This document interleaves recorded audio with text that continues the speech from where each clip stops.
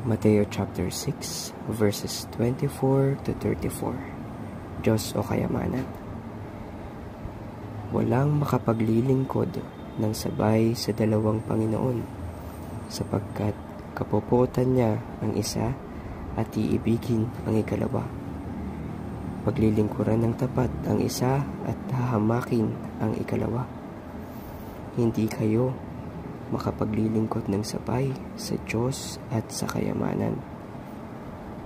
Kaya't sinasabi ko sa inyo, huwag kayong mapagabag tungkol sa pagkain at inumin na kailangan ninyo upang mabuhay, o tungkol sa damit na kailangan ng inyong katawan. Hindi ba't ang buhay ay higit na mahalaga kaysa pagkain, at ang katawan kaysa sa pananamit? Masdan ninyo ang mga ibon, hindi sila naghahasik ni nag-aani o kaya'y nagtitipon sa bangan.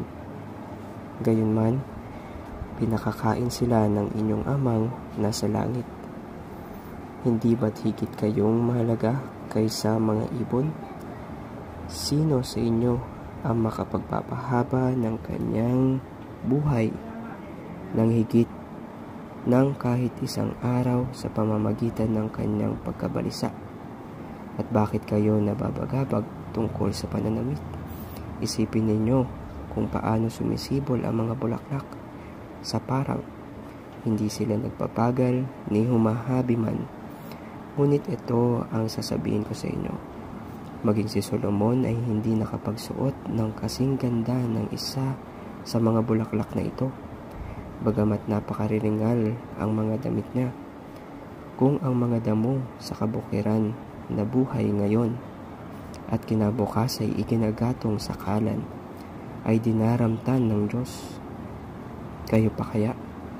Kay liit ng pananalig ninyo sa Kanya. Kaya't huwag kayong mabalisa tungkol sa inyong kakainin, iinumin o daramtin, sapagkat ang mga bagay na ito ang kinahuhumalingan ng mga taong wala pang pananalig sa Diyos. Alam ng inyong Ama na nasa langit na kailangan ninyo ang lahat ng ito.